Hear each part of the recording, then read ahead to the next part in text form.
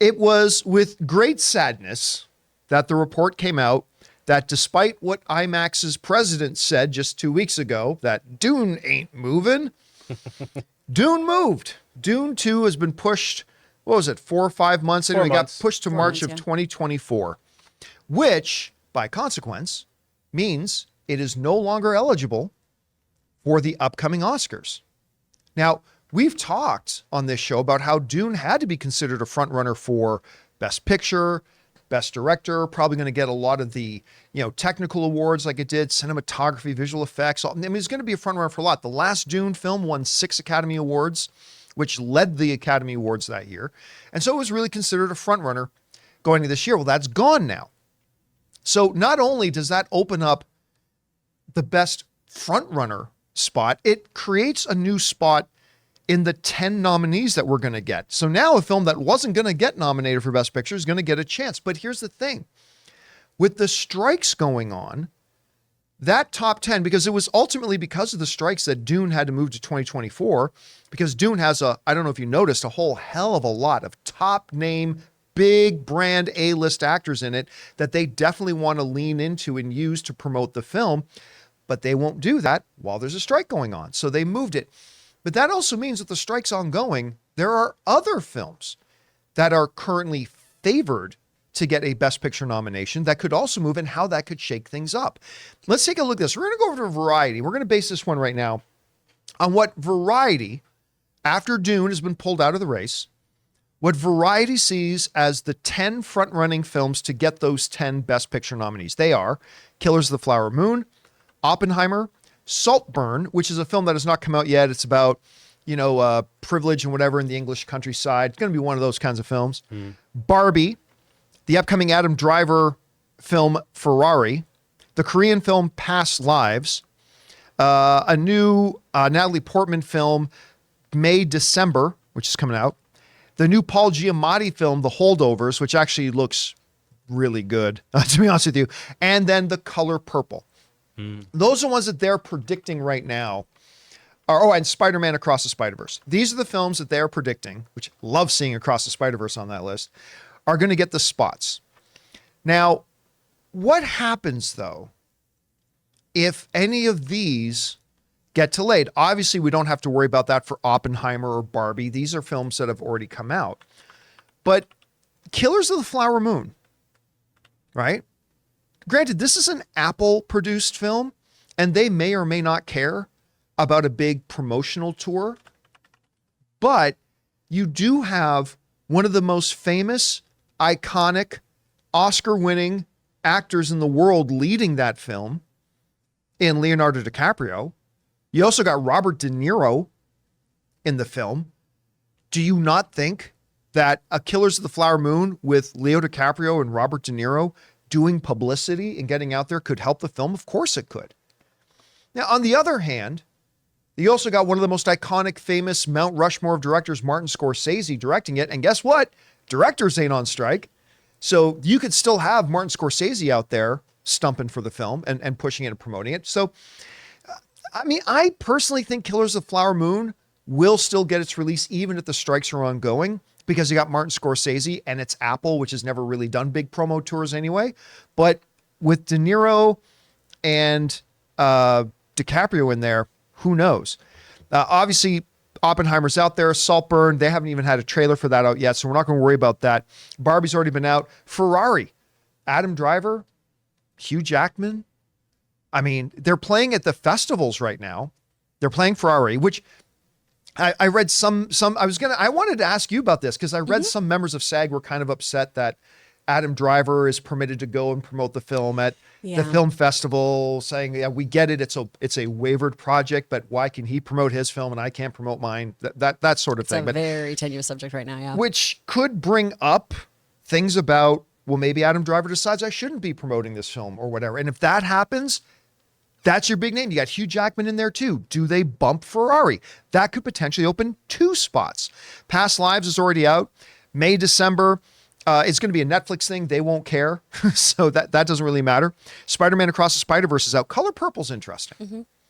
Because Warner Brothers is putting out Color Purple, and they've already, they moved Dune. So they're not adverse. Here's why I don't think The Color Purple would get bumped, though. Unlike Dune, which is stacked from top to bottom with huge names that would probably carry some weight out on a press tour. One of the neat things about Color Purple, as amazing as it looked at CinemaCon, is that it's not really stacked with household names. No. You know what I mean?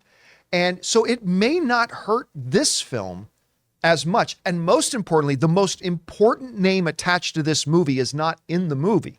It's Oprah Winfrey. And she's a producer of the film. She's allowed to promote the film. She's gonna. And she's gonna. Everybody look under your seats because Oprah's got a surprise for you. So I've got a feeling that even though Warner Brothers is pretty quick to pull the trigger on delaying this, they don't like the strikes, they don't like not being able to promote their films and all that kind of stuff. I have a feeling Color Purple is going to be safe, but you never know. Because so let's theoretically say here, Chris, that Color Purple, Killers of the Flower Moon, and what was the third? And Ferrari. Mm-hmm. Let's say these three films get bumped. Well, all of a sudden now there's 4 of the contending top 10 Best Picture nominees out of the race. Now, Variety suggests this, that these films are the next in line to take any available spots.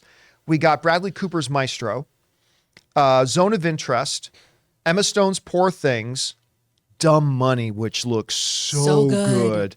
I cannot wait. This has got Seth Rogen. It's got, I almost called him Paul Dano. It's about the meme stalking of GameStop and AMC, and it looks incredible. Air, which I personally think should be a nominee anyway. Everybody's saying great things about The Bike Riders, Anatomy of a Fall, Freud's Last Season, Fair Play, and a movie that a lot of people have been telling us about, Blackberry. Canadian-made film. I still haven't watched it. I got to get on that one. And then they say, Outside Runners, All of Us Strangers, Napoleon, which I'm surprised. I thought Napoleon... That's what I was going to say. I figured that would be a contender. I agree. 100% agree. Iron Claw, The Killer, which their first trailer with Michael Fassbender just came out.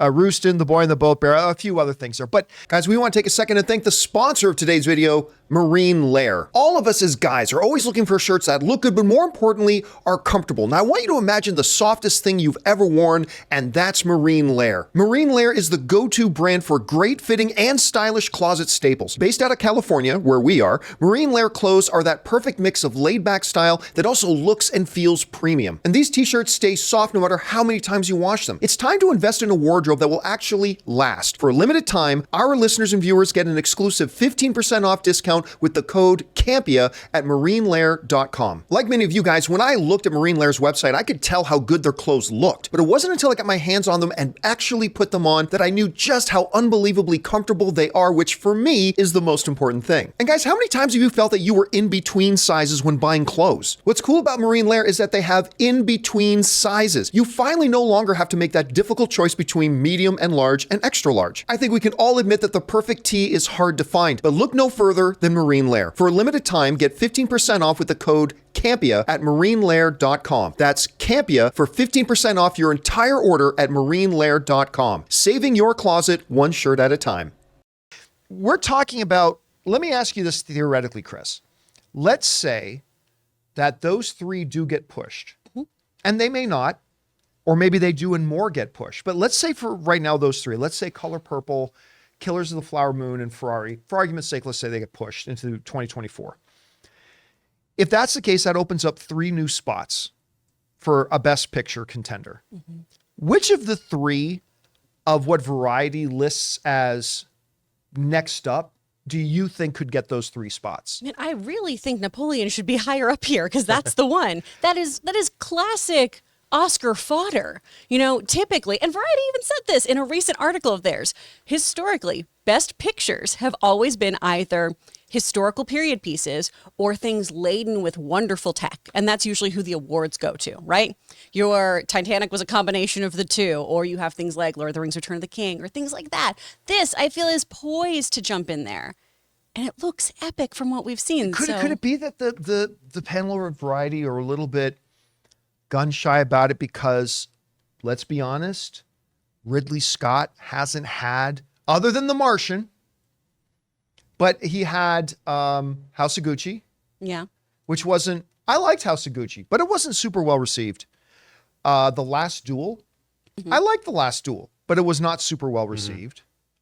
And then, you had The Martian, then you had a litany of about 4 or 5 films before that a lot of people didn't like. So could it be a little bit more nervousness about the current state of Ridley Scott? Just not wanting to pull the trigger on that because, in recent years we have seen a bit more of a growing trend of directors not always nominated with their films. Right. And that's starting to happen a bit more. But that could be why they're a little gun shy about it. I think Maestro is another one that is a great contender for this.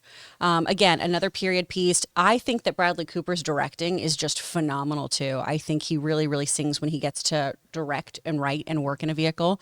He just does an excellent job. And I think that is going to be a powerful film. And then, gosh, what else do we have up here on these? Well, I'll bring up my list here. I really like Air. I love Air. I love Air. It's one of my favorite films of the Freud's year. Last Session. That's just again, that's Oscar bait right there in the title. But Air is really, really well done. Poor Things is interesting, and I feel like that is the kind of art house film that could make its way in there, especially with the rise of Everything Everywhere All at Once, because this is a very stylized, interesting kind of sci-fi-ish existential You know the feelings film. I get when I see the trailers for Poor Things? And this isn't a good thing. Oh, no. It's the same kind of feelings I got trying to watch trailers for The Lighthouse. I'm like, I don't know what this is. And then you watch The Lighthouse, and you're like, I still don't. I saw it, and I still didn't know what it was. This is great acting, but what the fuck is happening? Yeah, what was that? And I kind of get that same feeling with Poor Things. Dumb Money, though, is one I Dumb think Money would be a cool one. I am interested, though, the fact that there's already buzz around May, December. Yeah. Because it's based on the screenplay is based on a novel that's loosely based on Mary Kay Letourneau. And so Natalie Portman plays an actress who's coming to interview the woman who went through this relationship. Which is played by Julianne Moore. Julianne Moore. Yeah. And, she's married to somebody who has a huge age gap with her. And By the way, from Riverdale. I know, it's Reggie from Riverdale. I love him, honestly, though. I was so sad in that Owen Wilson movie, the superhero one. With the kid, the secret lair or something? When spoiler, Secret everybody, headquarters. spoiler for that movie that came out months ago. When they killed him off, I was like, no. Oh, yeah. Let him have a good thing. Let him do something. Of course, the question I have is, who did he get to have a foursome with in Riverdale? Because that No seemed to one. be... Reggie, Nobody? they didn't let Reggie have a foursome. Hashtag justice for Reggie. I know. Anyway, everybody Shame. else got Did to. you guys notice under all eligible titles? Did you guys scroll down a little bit? Please don't say Teenage Mutant Ninja Turtles. Turtle power, baby. What else is... I don't see it. Which one are you looking at? You're always trying to ruin my freaking moment right there. What is it? Does it say right Teenage here. Mutant Ninja It Turtles? does say Teenage Mutant Ninja Turtles. Where? What number? All eligible titles. All eligible. Oh, Yeah. all Yeah. eligible. Oh, so there's That I means see. that they There's had like this 1% 400 chance. movies Yeah, there. literally Yeah. everything released. Yeah, this year. yeah. So what? So what? It was a movie. It By was the way, released. Cocaine Bear is on that list too. So Oh, well, I, that's Well, the front runner. I You know love what? Cocaine Bear. Way to ruin my shit. sorry, I didn't think it was actually going to be. I didn't think you were actually talking about Teenage Mutant Ninja Turtles. Or that it would be that far down on the list. It's listed under eligible, Eligible. not It was a likely, movie. That not front runner, not a possibility. and it's not only Dark down there Horse. because it's Paramount, It all will be right? for animation, Eligible. though, right? Yeah, whatever. It's like a participation Whatever. ribbon. It's shock the world, baby. Shock We're gonna the shock the world. world this year, baby. Shall shock the world. Oh, There we go. Woo. Wow. Hey, see? You said something that actually is meaningful today, John. Oh, he is salty. It's salty. And listen, a lot of people have been talking about Blackberry, and I still haven't seen it. I want to see that movie so bad. I can't looks wait for it to really hit good. streaming already for free, though. It looked At John's honestly, place. At John's place. it looked like one of those movies that some poor, struggling, trying to make it director made and is standing on Hollywood Boulevard selling DVD copies for $5 on the street corner. No, but that's kind of what it Yeah. came across as, right? But then we have a bunch of our viewers have written in and said, John, this movie is amazing. And so and this is a Canadian thing. So Yep. I should probably check it out. Guys, question is for you. Let's say a couple of those, let's say the strike continues to mess up this potential, best picture race. Which films do you think you could see sneaking up into that spot? Maybe a couple of them, maybe none of them, whatever you guys think, jump into the comment section below and let us know your thoughts. Hey guys, thanks so much for watching this video. Make sure you like the video, leave a comment, and subscribe to our channel. And don't forget, we have a daily podcast called the John Campea Show podcast, available on Apple Podcasts, Spotify, or your favorite podcasting app of choice. Go and subscribe to it today so it'll be there when you need it.